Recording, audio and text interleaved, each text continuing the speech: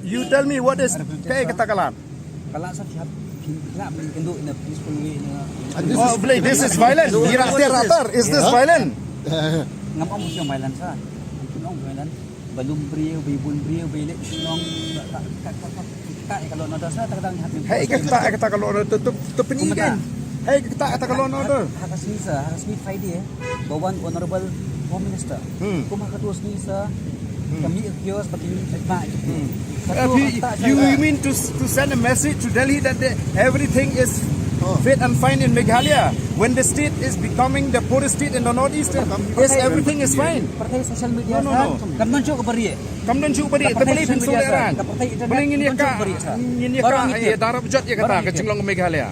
Hari hari upor because internet tan tu dijam harga Friday ru bahasan wrong message negative message yang sini belong plenary committee coba kadon kabha betul kita.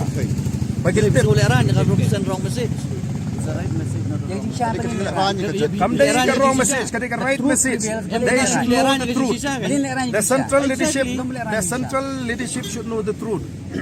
Mdai ban darab jot repair ki surok tang porwan ke central leadership ka tarong ka igidukan.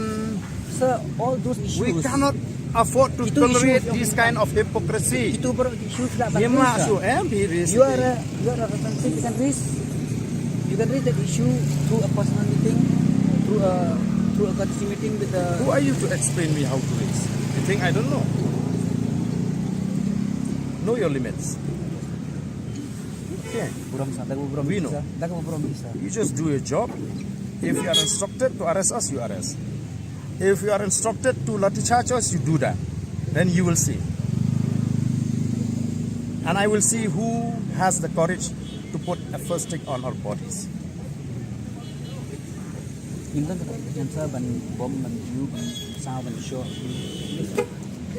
Kwah Jingklumar, Kwah Jingklumar ke Sorkar. Bukan Kwah Jingklumar ke district administration. Dan kami kata, kami kampun wet.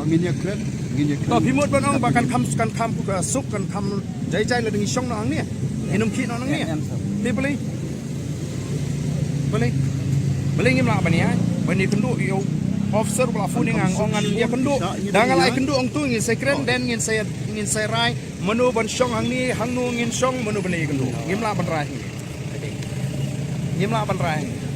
What we are telling you, we are not going to create problem. We have already mentioned it is going to be a peaceful demonstration. Do you understand peaceful demonstration? Not with this. Okay, not with guns. Not with covering your faces. We don't have that kind of intention. Dari pi so artian pi so tikna yung itap tiar line up ingi check ingi way.